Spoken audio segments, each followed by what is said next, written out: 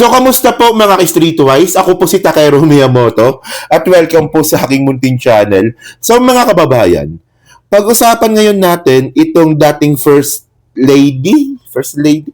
Hindi, kasi ito alam nyo naman, no? Hindi ko siya matawag na First Lady eh. Kasi hindi naman siya asawa ni Digong. So parang dating first kabit, unang kabit ng Pilipinas, di ba? Parang gano'n, no? Na si Hanelet Abansenya.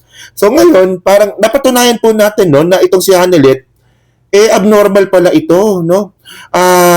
Napaka unprofessional pakinggan, napaka unethical, at napaka uncultured pala nito. Actually, kapon pa siya trending eh. So ngayon, ang nakakatawa kasi dito, 'di ba? Congratulate niya yung Pilipinas dahil nga po sa patayan na nangyari. Na as if naman na mas grabe naman po talaga yung patayan nung panahon dati ni Digong.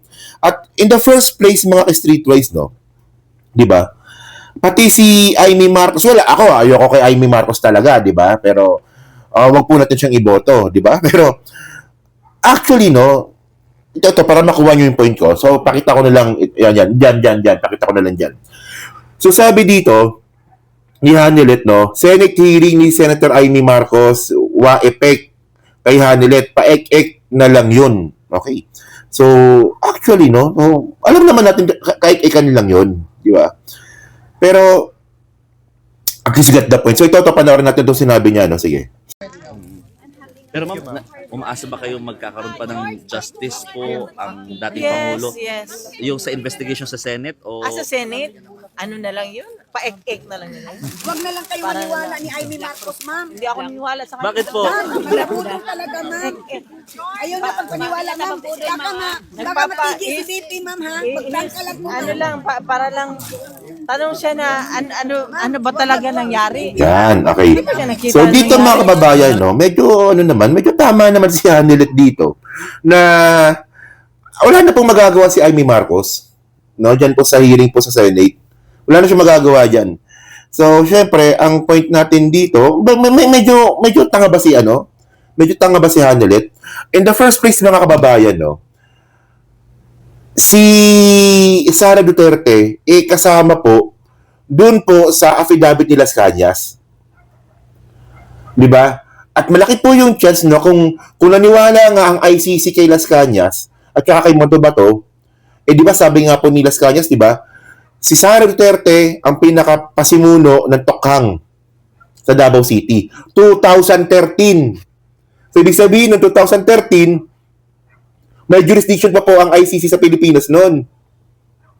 Hindi ba naisip ni Hanelet, no, na itong ginagawang hearing nga po ni Amy Marcos, ang magbebenepisyo dito, si Sara, si Bato, si Bongo, di ba si Albayalde, si Danao, si Leonardo. Well, kung para sa asawa niya, wa-effect na yan.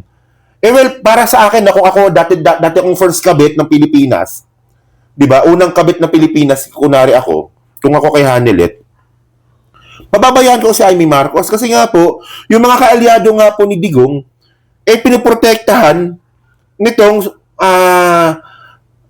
Senate hearing nga po ni Amy. And ayun ang sabi ko sa inyo wala po silang mga alam. Buti nga ako, tayo, alam natin. Siya hindi niya alam. O, di ba? So, Diyos ko. Ano ba yan? And by the way, no, ito yung natin, ito yung post natin. And nga pala, no?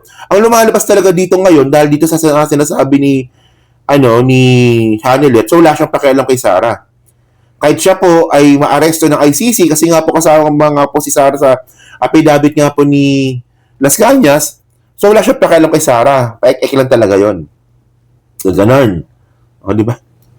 Wala. So, napaka-selfish mo naman. So, ngayon, ito pa, meron pang isa dito. Nakita ko na lang ulit, no? So, pinuna ng common law wife, no? So, kabit nga, no? Okay. Unang kabit. Okay. Ni dating Pangulong Rodrigo Duterte na si Hanelet Abansenya, ang mga nangyayaring krimen ngayon sa bansa.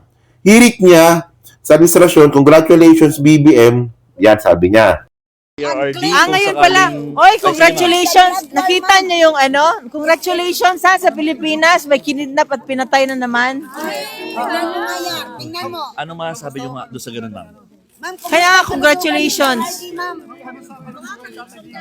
Ganyan ang gusto nyo? Sige, congratulations. Number, di ba nakita mo yung survey sa, dalawa sa cities ng Pilipinas, ang dangerous place? Congratulations again. Oo, maraming nangyari, ma'am. Congratulations, BBM. Ma'am, Di ba? Sabi ko sa inyo, abnormal, di ba? Alam mo, actually, baka sabihin nyo naman, nililiteral ninyo yung pagiging abnormal. Actually, mga kababayan, abnormal po talaga na isa kang Pilipino, tapos natutuwa ka na may namamatayan sa krimen sa Pilipinas. Di ba? Abnormal po yun, yung ganon. Pilipino ka, tapos pag may nabalitaan kang may krimen na nangyari sa Pilipinas, matutuwa ka pa? Congratulations. Ang tawag mo doon, di abnormal nga. Di ba? Ayan eh. Kasi mga kababayan, no, yung sinasabi ko nga kanina sa intro, napaka-unprofessional, napaka-unjust, napaka-unethical, napaka-uncultured. Bilang dating naging parte ka ng gobyernong ito, Hanilet, di ba? Kasi tanggapin natin. Di ba? Kahit siya po ay hindi naging first lady ng Pilipinas at naging first kabit lang, naging parte po siya ng gobyerno ng Pilipinas. Oh, so bilang naging parte ka ng gobyerno ng Pilipinas, tapos matutuwa ka kapag mayroong patayan na nangyari, na mayroong krimen, may biktima ng krimen sa Pilipinas, abnormal ka nga. O, di ba? So ngayon, ang tanong ngayon natin dito, di ba? Yung krimen, nangyayari po talaga yan. Sa buong mundo, saan ka nakakita ng bansa na walang krimen? So, ang tanong dito, nag-improve ba? Di ba, ang kriminalidad sa Pilipinas? Well, syempre, pag tatanungin mo ang mga DDS, sasabihin ng mga DDS, mas nakakatakot. Mas nakakatakot daw ngayong panahon ni PBBM. Pero wala naman sila pinapakitang data. Di ba? Oh, pero kung pagbabasihan po natin yung data po ng PNP, sabi dito, no, ito bago lang to March, Philippine crime rate dips by 18% in January-March 2025, sabi ka ng PNP. So, crime rate across the country decreased by 18%. In January to March this year, the Philippine National Police said on Wednesday. Okay, citing comparative 70-day crime statistics, the PNP said that the total cases of focused crime dropped from 8,900 incidents recorded between November 3, 2024 and January 11, 2025 to 7,300. So from November 2024, 8,000, so naging 7,000. Tama, ganun nga, ano? Okay, from 8,000 last year, naging 7,300. So, 18% nga. Sabi ng PNP po yan. So, dapat dito, hindi porket pakiramdam ninyo, hindi kayo safe. Dapat data. Kasi mga kababayan po, no, kung pakiramdam po natin yung pagbabasihan po natin, magiging bias po talaga tayo. O, di ba? So, ganun na naman kasimple yun, mga kababayan. O, di ba? So ngayon, alam niyo nakakatawa dito, pagkatapos siyang matuwa, kasi alam ko ata yung di ba sinasabi ni Hanilet dito, kasi madaming krimen na nangyari, no? Nito lang, may mga krimen na nangyari. Pero nung panahon ni Digong, ang pinakamalupit na krimen na nangyari nung panahon ni Digong, gawa mismo ng polis. Isipin niyo yun, di ba, yung negosyante, hinuli nila, kasi pinagbintangan nilang drug syndicate daw, yun naman pala, hindi naman pala totoo. Kasi ginawa nila, pinatay nila, tapos, Koreano yun. Tapos, yung abo, sinunog nila yung bangka, yung abo, finish nila sa inidoro. Mas malupit po yun. Diba, nangyari po ng panahon ni Digong yan. Ang point kasi dito, kung magsalita itong walang yang to, akala niya napakalinis po ng panahon ni Digong. O diba, ulitin natin mga kababayan hindi po natin kinakampihan yung mga krimen. Pero lahat po ng bansa sa buong mundo, nangyayari po yung krimen. So napaka-selective naman po kasi na may nangyaring krimen, ayun na gagamitin mo para siraan yung gobyerno. Para ka namang hindi naging first lady dati. Ay first kabit pala. Oh. And by the way, alam nyo nakakatawa dito, no? Pagkatapos niyang matuwa, dahil nga po merong nabiktima nga po ng krimen sa Pilipinas, ang nakakatawa dito ito, bigla siya nagdasal. Sabi ko sa inyo, abnormal eh. Nagbigay na panalangin ang common law wife ni dating Pangulong Rodrigo Duterte na si Hanelet Abansenya habang nasa labas ng detention center ng International Criminal Court sa The Hague. Tinan nyo ito, tinan nyo. Okay. In the presence of God, in the name of the Father, the Son, the Holy Spirit. Diba? Heavenly Father, we praise you, Lord God. We thank you, Perfect, di ba? for this time. Yan ang sabi ko sa inyo eh. Itong pamilya po na to, abnormal po talaga to. Di ba? Galit sa krimen kung kailan nila gusto. Di ba? Kakampihan nila yung krimen kasi gumawa sila ng krimen noong panahon nga po nung si Digong ang presidente. Tuwan-tuwa sila, di ba? Habang pinapatay yung mga Pilipino, 30,000 daw yung namatay eh. Tuwan-tuwa sila dito.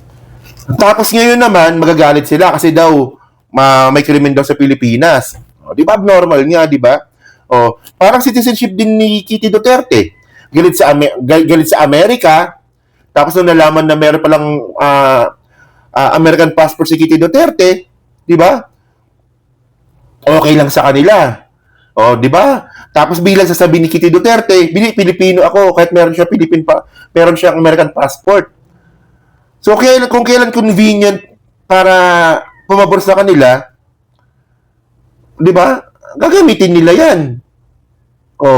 Parang ganito rin, nagdasal. Unang di naniniwala sa Diyos. Mumurahin yung Diyos, mumurahin yung Santo Papa. Tapos ngayon magdadasal kasi convenient sa kanila. Kuha niyo yung point, di ba? Hindi mo nga alam eh. Di ba? Gustong-gusto sa krimen dati, dahil convenient sa kanila, ngayong nakakulong si Digong, galit na sa krimen. yung citizenship naman nila, galit sa Amerika, pero merong American passport. Ngayong nasita, hindi, Pilipino po ako. Tapos ngayon naman, magdadasal, samantala nung dati, minumura pa yung Diyos. Tinawag pag stupid yung Diyos. So, abnormal niya, no? Abnormal. So, yun hindi ko lang alam kasi ngayon ko lang kasi first time na nakita si Hanelet na ganyan magsalita. Kasi dati kasi napaka-ano niyan eh. Napaka-numb. Di ba? Parang,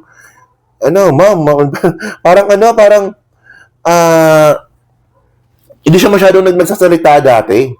Malamang pinipigilan siguro ni Digong yan, no, na ikaw, Hanelet, ha? Huwag kang masyado magsalita. Baka mahalata kang, alam nyo na. Ngayon nagsalita, ganun pala siya. Di ba? Ngayon na nga lang nagsalita, ngayon lang natin isipin nyo, ha? Sa loob ng 6 na taon na natago nila, kung anong klaseng napaka-uncultured ni Hanelet. Natago nila yung sa loob ng 6 na taon. Ngayong nagsalita lang siya, no? First time niya nagsalita ng ganyan. Ngayon lang natin nabisto. Doon talaga mambudol, di ba? So, yun mga kababayan, actually, nasa Baguio pa kami, no? Mukhang bukas pa ata kami uuwi. Kaya ganun. So, kayo mga kababayan, so kayo po, ano po masabi nyo nga po dito sa inaakto nga po ni Hanelet? Kayo ba, nagulat ba kayo? Ganyan pala siya. So, ako talaga, na-shock talaga ako, di ba? Gulat ako,